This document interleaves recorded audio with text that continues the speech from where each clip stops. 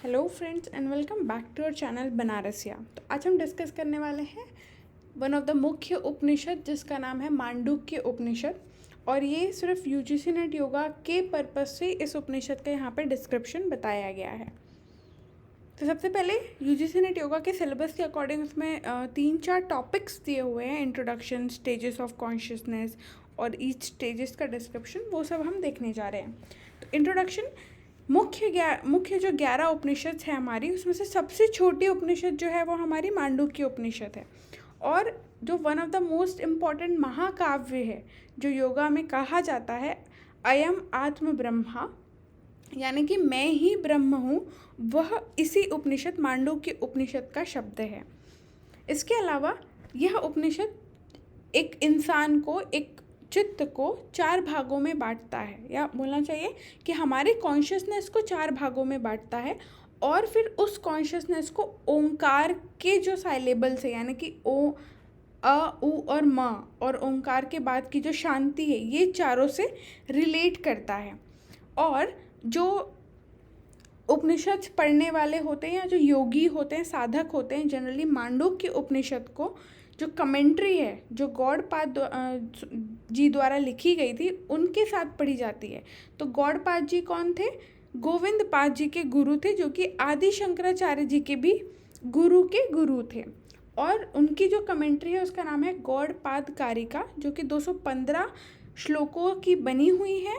और उसमें भी 4 सेक्शन यानी कि 4 चैप्टर्स जो है वो बताए हुए हैं।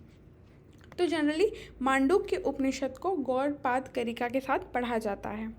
इसके अलावा ऐसा माना जाता है कि सिर्फ मांडुक्य उपनिषद पढ़ने भर से, इससे ज्ञान लेने सिर्फ से जो है मुक्ति की प्राप्ति हो जाती है, ऐसा बताया गया है शास्त्रों में। फिर आते हैं 4 स्टेजेस ऑफ कॉन्शियसनेस, जो कि मांडुक्य उपनिषद में बताया गया है। तो उपनिषद की शुरुआत ही ऐसी होती है कि एवरीथिंग इज ओम, ओम ही सब कुछ है। और दूसरे श्लोक में ये बताया गया है कि everything is Brahma and Brahma is Om. उसके बाद बोला गया है कि सब कुछ ब्रह्म है और ब्रह्म जो है वही ओम है, या ओम जो है वही ब्रह्म है। ये दोनों का मतलब एक है।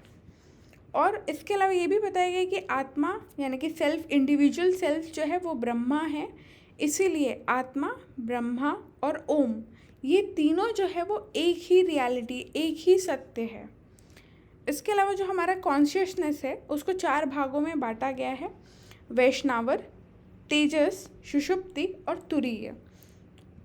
तो वैष्णवर जो है उसको विश्व वेकिंग या अवेकफुल स्टेज या जागृत अवस्था भी कहते हैं।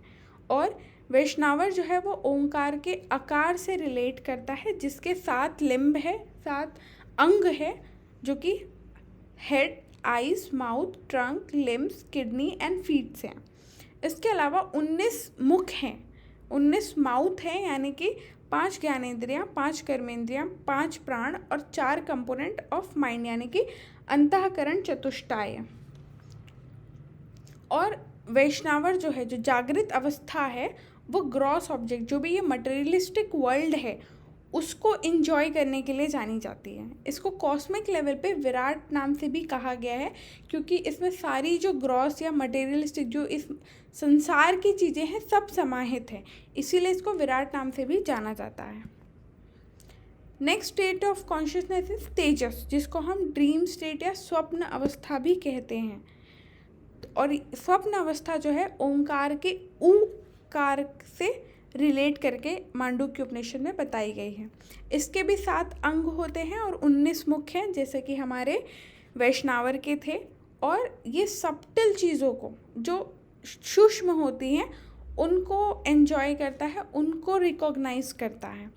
और इस स्टेज को कॉस्मिक लेवल पे हिरण्यगर्भाय कहते हैं, क्योंकि ये सारी सब्टिल चीज़ों को कंसिस्ट करता है अपने अंदर। नेक्स्ट 3rd स्टेज इज प्रज्ञा और डीप स्लीप, और इसको हम सुषुप्ति के नाम से भी या सुषुप्ति अवस्था के नाम से भी जानते हैं।